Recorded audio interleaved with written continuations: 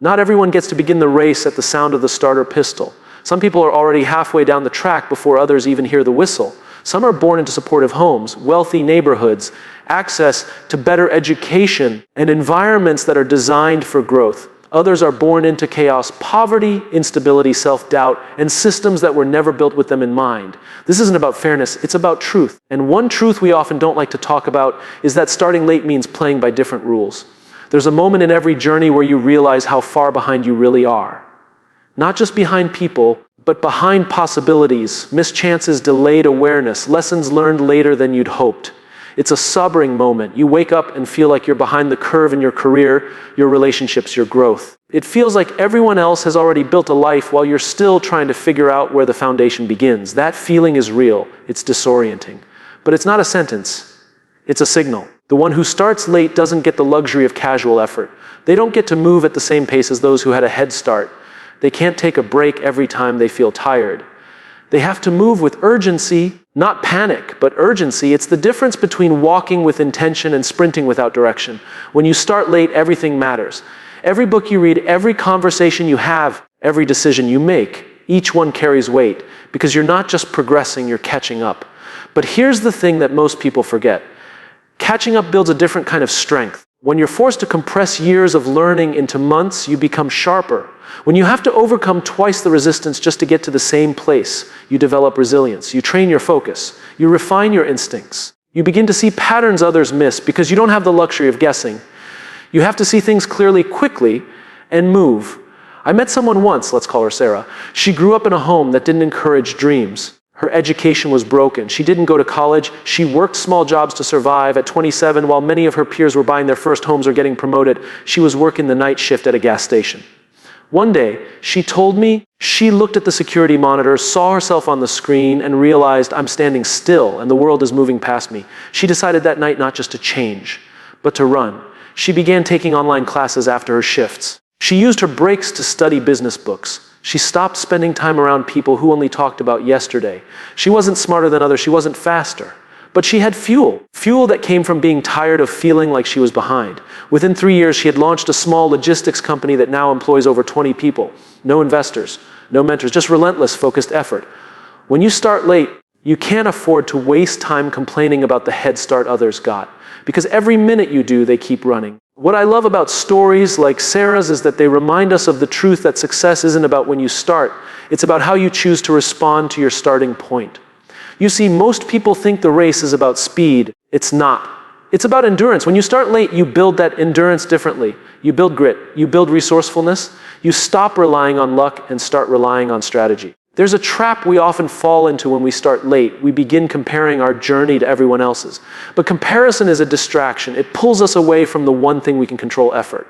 And when effort becomes consistent, even the gap starts to shrink. Day by day, you close the distance. The ones ahead may slow down. Some of them may stop altogether because they've never had to push.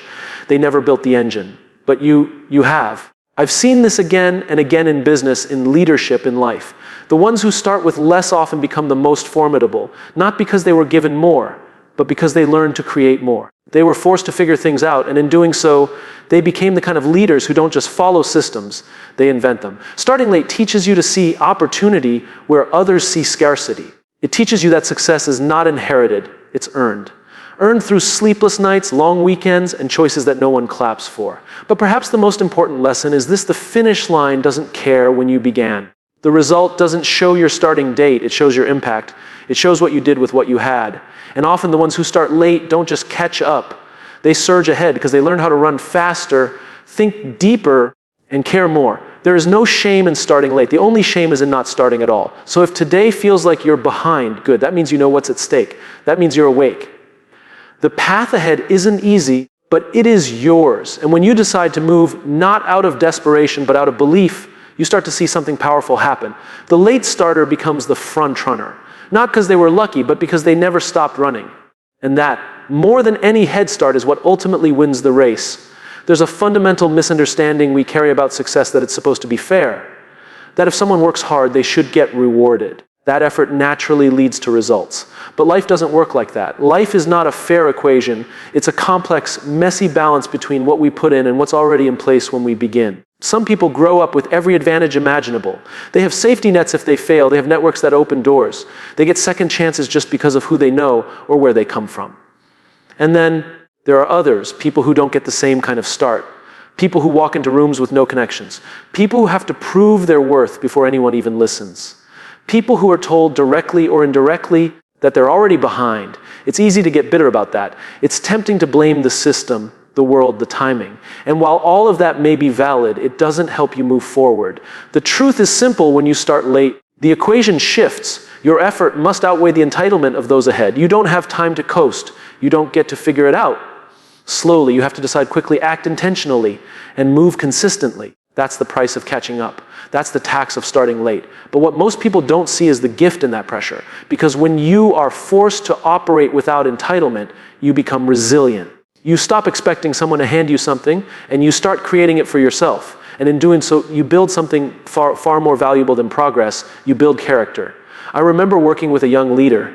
Let's call him Dev. He joined a startup in a junior role, several years older than everyone on his team. He had taken care of his family after college instead of jumping into a career. And by the time he got to the company, everyone else was younger, faster, and frankly, ahead of him in experience. At first, he felt like an outsider. But then he made a choice. He decided that if he was going to be behind, he'd be the hardest worker in the room. He started arriving before the office opened and staying after the lights went out. He didn't ask for shortcuts. He asked for feedback every week, ruthlessly. He didn't wait to be told what to do. He found problems and solved them before anyone asked. And slowly, the gap began to close. People noticed, because effort has a volume, and when it's loud enough, it drowns out credentials.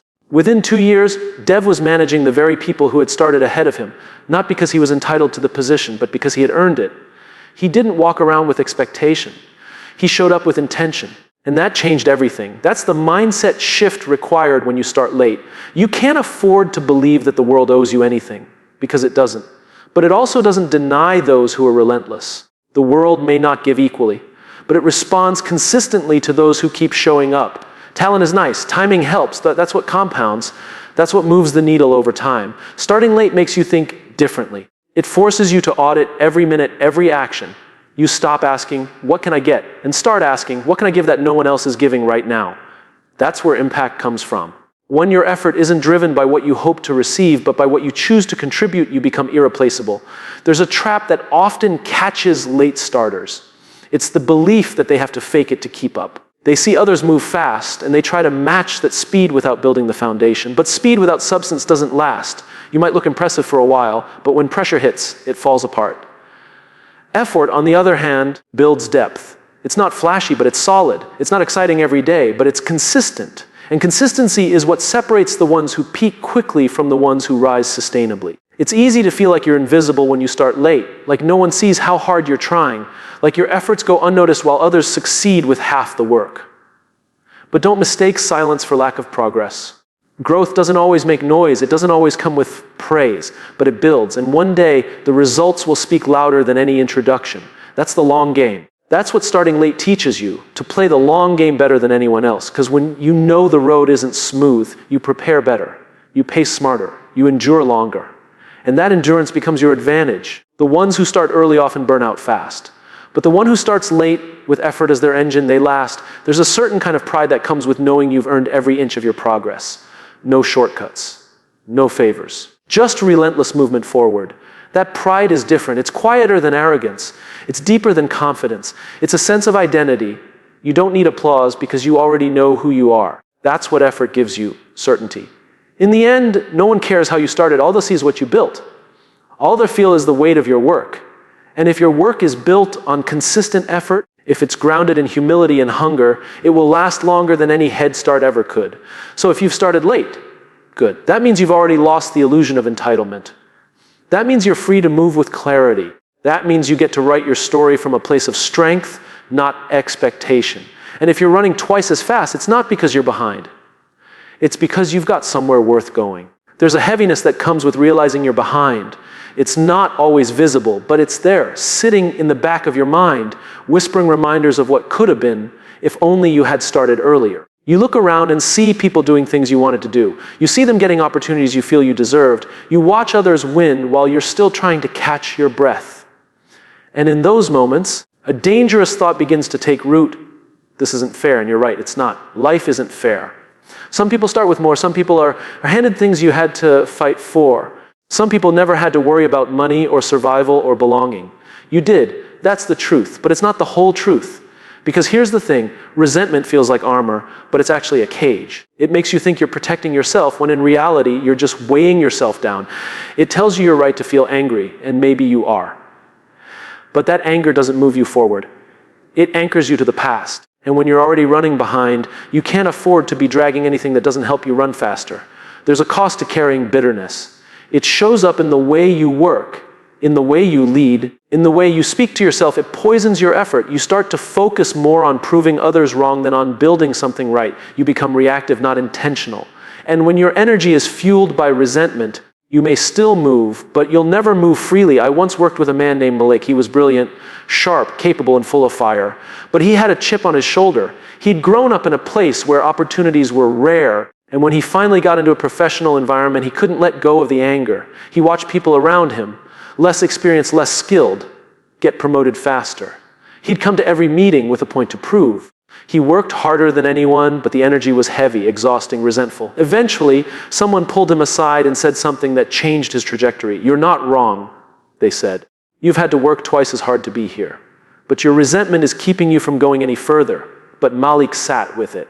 And slowly, he started to shift. He stopped focusing on the injustice and started focusing on his intention. He still worked hard, but now it wasn't to compete. It was to create. He didn't waste energy keeping score. He invested it in building something meaningful. And what do you think happened? People started to follow him, not because he demanded attention, but because he exuded purpose. He went from being overlooked to being indispensable. And not because the world suddenly became fair, but because he stopped letting resentment lead his story. When you start late, it's natural to feel like life has robbed you. But staying in that mindset turns you into your own thief. It steals your joy, it drains your focus, it turns your journey into a contest of comparison instead of a path of contribution. You cannot run twice as fast if your legs are wrapped in bitterness. You have to let it go, not because it isn't justified, but because it isn't useful. You don't get stronger by being angry at the people ahead of you. You get stronger by being grateful that you're still running. You get stronger by recognizing that no matter where you started, the direction you choose today matters more than the distance you've already traveled. And you get stronger by deciding that the only weight you'll carry is the responsibility to make your time count. That's the shift. When you stop asking, why did they get that? And start asking, what am I building? You reclaim your power. When you stop obsessing over the head start and start maximizing the moment you're in, you begin to grow faster than you thought possible. Every second spent in resentment is a second stolen from action. Every thought consumed by unfairness is energy lost that could have been spent creating something meaningful. And the irony is, many of the people you envy for being ahead are looking backwards too, terrified of being caught. But when your fuel is purpose, not pride, you don't run to chase anyone. You run because you believe in where you're going. The ones who started late and still made it, they didn't do it by being angry. They did it by being focused. They turned pain into discipline. They turned setbacks into systems. They didn't get caught up in proving their worth. They just showed it day after day until no one could deny it. Resentment makes you small, but clarity expands you. And clarity comes when you stop looking sideways and start looking forward. Not with envy, but with resolve. Not with bitterness, but with belief. You don't need to carry resentment to remember your story. You can carry wisdom instead. You can carry empathy. You can carry hunger. You can carry a vision that stretches beyond your limitations. And most of all, you can carry the mindset that being behind doesn't make you broken. It makes you different. And different is powerful if you learn how to use it. You get to decide what your late start means. You get to rewrite the narrative. You get to choose whether the weight on your back is dragging you or driving you. And you get to decide right now whether your past will be your excuse or your advantage. Because in the end, it's not just about how fast you run. It's about how free you feel while running. And freedom comes when you finally let go of the weight that was never yours to carry. The world doesn't reward resentment, it rewards responsibility. The moment you take ownership, not of how you started, but of where you're going, is the moment everything begins to change. And once you drop the weight, you'll be surprised how fast you can actually move. There's something powerful about starting with less. Not because it's easy, not because it's comfortable, but because it forces you to become someone others never had to become. When you start late, whether in your career, your dreams, your personal growth. You quickly realize that you're not playing the same game. While others are moving forward on a paved road, you're climbing up barefoot, carrying weight. That can make you feel weak. It can make you feel like you're always behind. But in reality, it's the opposite. You're just training harder. When you start late, you don't have time to waste. Every moment counts. Every choice matters. While others may coast on momentum, you're learning to generate your own. While others rely on convenience, you become creative. While others complain about stress, you learn to manage pressure without crumbling. That's not weakness. That's strength. That's muscle. And it's a different kind of muscle. The kind that doesn't come from having it easy. It comes from lifting more than you thought you could day after day. I once met a woman named Lizette. She started her first business at 42. Before that, she spent 2 decades working jobs she didn't love, taking care of her family, watching from the sidelines while others chased their goals. One day, she said, "I don't want to die with ideas still inside me," but the world didn't roll out a red carpet. She had to learn digital marketing from scratch. She had to network while raising kids. She had to fight self-doubt every night. But she kept moving. She told me something I'll never forget. "Because I started late, I don't take any of this for granted." That sentence says everything. When you know what it's like to go without, you learn to appreciate every inch of progress. That appreciation becomes fuel. It makes you work differently. You don't just want to win. You want to understand every step of the climb. And in that climb, you start to build muscles others never develop, mental muscles, emotional endurance, grit, clarity, focus, patience. Not because you were born with them, because life required you to grow them. Think about athletes. The ones who train under pressure in worse conditions, in higher altitudes, they develop endurance faster. They adapt more easily. They respond faster to challenge. And when the race comes, they're ready in ways no one else is. Starting late is your high altitude. It's your resistance training. It's your invitation to become more than what you were expected to be. We all love stories of natural talent. But the truth is, most of the greatest performers didn't start with more talent. They started with more tension. They learned to work under pressure, to build their own discipline, to find solutions when resources were scarce. They weren't born ready. They became ready because they had no other choice. That's what happens when you start late. You don't get to skip steps, so you learn every single one. That knowledge becomes your edge. It becomes your depth. It becomes the thing that separates you, not just in how fast you go, but in how well you understand the journey. Starting late builds empathy, because you know what it feels like to struggle, to be overlooked, to be underestimated. You don't just chase success, you respect it. You don't just lead from the front. You lead from experience. You know how it feels to be at the bottom, which means you don't forget the people who are still there. That humility is a strength most early starters never learn. Late starters also develop a different kind of creativity. When you don't have access, you become resourceful. When you don't have a network, you build one. When you don't have funding, you find a way. That's not improvisation, that's innovation. Necessity is still the most powerful driver of invention. And when you've had to invent your path, it gives you a unique voice, a unique story, a unique level of problem solving that sets you apart in any room. This is something I've seen in leaders over and over again. The ones who started late don't move out of ego, they move out of intention. They don't waste time trying to look good. They focus on doing the work. Because when you've had to fight for your spot, you don't care about appearances. You care about results. That focus becomes a discipline. That discipline becomes a lifestyle. And over time, it becomes unstoppable. But here's the challenge. Those muscles don't grow overnight. You don't feel strong in the beginning. You feel tired.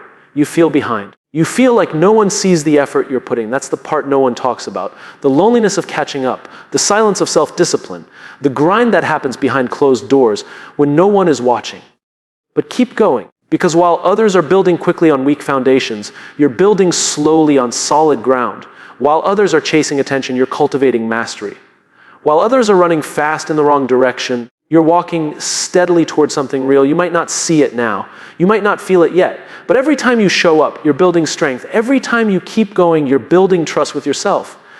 And one day, that internal trust becomes your greatest asset, not the resume, not the degree, not the approval, just the unshakable knowledge that you've already done the hard part, and you're still here. That's what makes you different. That's what makes you strong, not the head start, not the recognition, but the invisible muscle built through struggle, through late nights, through starting after everyone else and still refusing to quit. You don't need to be first. You just need to finish with strength. And when you do, people will ask how you did it. They'll think it was talent. They'll think it was luck. But you'll know the truth. It wasn't luck. It was muscle. We spend so much of our lives obsessing over when we begin. We compare timelines, milestones, anniversaries, birthdays, job titles, salaries. We treat life like a scoreboard, and somewhere along the line, we bought into the idea that the earlier you start, the better off you'll be. But what if that's not true? What if the timing of your start has far less to do with your success than the meaning you give to your movement? We love to romanticize early starters, child prodigies, entrepreneurs who made it big at 22, athletes who went pro in their teens. We hold them up as proof that success belongs to those who begin young. But the reality is, most of us don't get the perfect beginning. Most of us don't discover our passion at 12. We don't launch our dream business straight out of school. We're not handed clarity in a moment of lightning, bolt inspiration. We live, we stumble, we drift, and then one day we decide to begin. And sometimes that decision comes later than we'd like. Maybe it took you years to find the courage. Maybe it took losing something first. Maybe you spent a long time doing what was expected before you asked what was true. Whatever the reason, the result is the same. You feel late. You feel like everyone else is already miles ahead. And that's a heavy feeling. But here's what we forget. The finish line doesn't ask when you started. It only reflects how you ran your race. It doesn't carry a timestamp. It carries your character, your values, your contribution, your growth. It carries the truth about who you became in the process, not how long it took you to get there. I met a man named Elias, a carpenter by trade. He spent most of his life building homes for other people, never once believing he could build something for himself. At 53, he enrolled in night classes to study architecture. It was something he'd always wanted, but always put off, too busy, too broke, too tired. But one day he said, I'm not going to spend the rest of my life wondering what I could have done. People laughed. What's the point at your age? They said. You'll be almost 60 before you get your degree. And he smiled and said, I'll be 60 anyway. Might as well be 60 with a degree. That kind of thinking, that kind of focus is rare. It's the mark of someone who's not running for applause. They're running for meaning. That's the race that matters. Elias graduated. He became a licensed architect at 59. And now he designs affordable housing in the same neighborhoods he once worked construction. He started late, but he finished well. And no one asked him how long it took. They see the work. They feel the impact. Because the finish line doesn't care about the delay, it cares about the difference. This is what so many people miss. We let the timing of our start become an excuse for hesitation. We think we're too old, too far behind, too out of touch. But here's the truth: if you're alive, you're not too late. If you're breathing, you can still begin. The world is full of people who started young and never finished. And it's full of people who started late and changed everything. You don't need a head start. You need a direction. You need commitment. You need to stop looking at where others are and start looking at what you still have to give. Because the game isn't won by the one who moves first. It's won by the one who moves with purpose, again and again, no matter how long it takes. The pressure to be early is manufactured. It's not real. It's a construct we created to make ourselves feel worthy by comparison. But comparison is a trap. It tricks us into believing that someone else's pace defines our potential. It doesn't. Your value isn't determined by how fast you move. It's determined by what you build with the time you have. Think of all the artists, inventors, leaders, and thinkers who didn't begin their real work until much later in life. They weren't behind, they were becoming. Their experiences, their failures, their time in the shadows, all of it was preparation, not punishment, preparation. And when they finally move, they move with clarity. That's what starting late gives you perspective. You've seen more, you've felt more, you've failed more. And because of that, you build differently. You're not rushing to impress. You're building something real, something sustainable, something meaningful. When we chase speed, we cut corners. When we chase significance, we build legacies. You get to choose which one matters more. The finish line isn't a ceremony. It's not a stage. It's not a trophy. It's the sum of your choices, the legacy you leave behind. It's the people you impacted, the values you lived, the integrity you protected, the effort you showed up with, even when no one else was watching. Starting late doesn't make your race less important. It makes your race more intentional. Because now you know the value of time. Now you're not wasting it. You're not sleepwalking through it. You're running with eyes open, heart engaged, and purpose burning. There is power in delayed beginnings. There is dignity in taking your time to become the person who is truly ready, not just to chase success, but to carry it. Because success isn't about being early. It's about being ready when the moment comes. And when you've worked for it, truly worked for it, there's no imposter syndrome, no fragile ego. There's just earned confidence. You don't need to apologize for the delay. You don't need to explain your timeline. You just need to move, keep showing up, keep doing the work, keep becoming. Because one day you'll cross that finish line, not in a sprint, but with strength. And no one will ask when you started. They'll simply look at you and say, that's someone who finished well. And that's what truly matters.